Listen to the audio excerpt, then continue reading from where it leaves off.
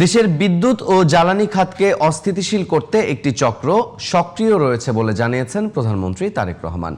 শনিবার জাতীয় সংসদের এলডি হলে ড্যাবের চিকিৎসক সমাবেশে সরকার প্রধান বলেন, চিকিৎসকদের রাজনৈতিক সম্পৃক্ততা যেন পেশাগত দায়িত্ব পালনে কোনো বাধা সৃষ্টি না করে।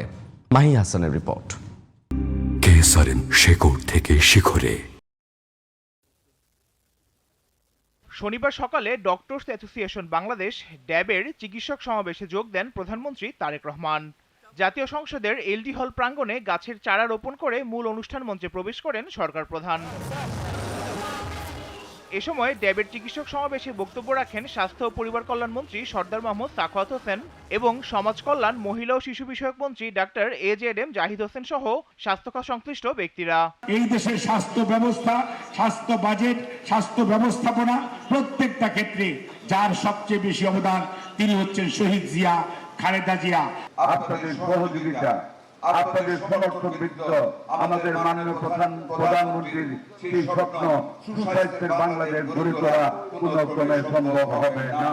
ড্যাবের চিকিৎসকরা অতীতের মতো পেশাগত দায়িত্ব পালনের মানবিক দৃষ্টান্ত স্থাপন করবে বলে আশাবাদ প্রকাশ করেন জিয়াউর রহমান ফাউন্ডেশনের vice president doctor Zubaida Rahman.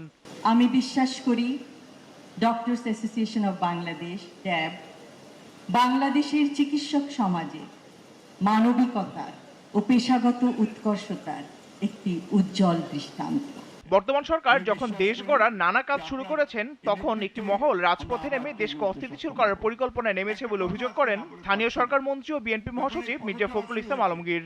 দেশকে নতুন করে গড়ে তোলবার জন্য আমাদের নেতা জনাব তারেক রহমান সাহেব কাজ শুরু করেছেন। চতুর্দিকে একটা নতুন করে দেশ গড়বার আন্দোলন শুরু করতে যাচ্ছেন। সেই সময় একটা মহল আবার দেশকে অস্থির করে তোলবার চেষ্টা করছে। এটা অত্যন্ত দুঃখজনক। আমাদের সকলের অত্যন্ত সজাগ এবং সচেতন থাকতে হবে। আমরা অতীতেও দেখেছি, যখনই দেশ উপরে উঠতে থাকে তখনই একটা মহল জাতীয় ও আন্তর্জাতিক চক্রান্তের মধ্যে দিয়ে আবার সেটাকে পেছনে ফিরে দেয়। বিদ্যুৎ ও জ্বালানি খাত নিয়ে দেশের মানুষ কষ্ট করছে, এমন মন্তব্য করে প্রধানমন্ত্রী তারেক রহমান বলেন, স্বৈরাচার সরকার নির্দিষ্ট গোষ্ঠীকে সুবিধা দিতে যে অপরিকল্পিত নীতি গ্রহণ করেছিল সেটিরই খেসারত দিচ্ছে দেশের জনগণ। বাংলাদেশের বহু মানুষ এই মুহূর্তে বিদ্যুৎ ও গ্যাস সংক্রান্ত বিষয় অনেক কষ্ট ভোগ করছে। আমরা জানি এটি।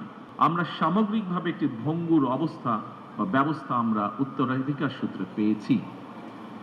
গ্যাস বা জ্বালানি বা পেট্রোল সামগ্রিকভাবে জ্বালানি খাতে